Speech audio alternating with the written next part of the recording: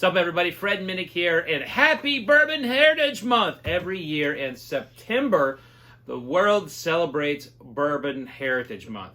Now, over the years, I've done everything I can, written in Forbes, written on my blog, Whiskey Advocate, to kind of give some details about what this month really means. First of all, this is not your run-of-the-mill internet holiday. This isn't like National Hot Dog Day, or National, Scissors Day, or Shoes Day, or Bubblegum Day, or Margarita Day. This is an actual holiday in the Commonwealth of Kentucky. It is actually not a national holiday. So in 2007, September 2007, the United States Senate passed a simple resolution that declared September 2007 National Bourbon Heritage Month. But it was a simple resolution, and it has not been repassed since. So the language was very specific that it said September 2007, and that was the one year that it was genuinely a National Bourbon Heritage Month.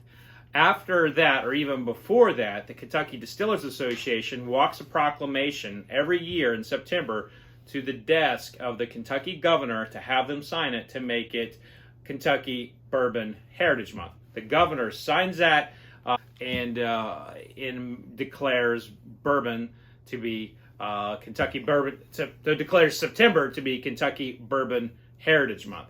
So that's a little bit of an inside baseball, that it is important because a lot of people work really, really hard to get it across that finish line. Because one of these years, there may be a governor that will not sign that. So if you think about that for a second, that's kind of scary in Kentucky. I would think if you were someone running for governor and you were against bourbon, you would not get elected. But, never say never.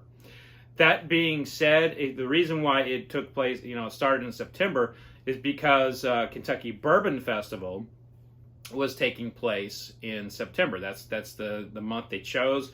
This is when it starts to cool off. The leaves start to turn here. It's September in Kentucky. It's fantastic, and so that started in the 1990s.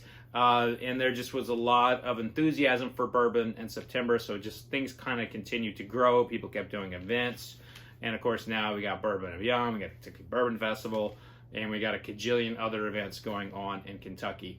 But it should not just be celebrated in Kentucky. And while it is not a formal National Bourbon Heritage Month, I do encourage you to treat it as though it is. You got to remember, this is a time of there's National Rosé Day that the internet just kind of glorifies out of nowhere.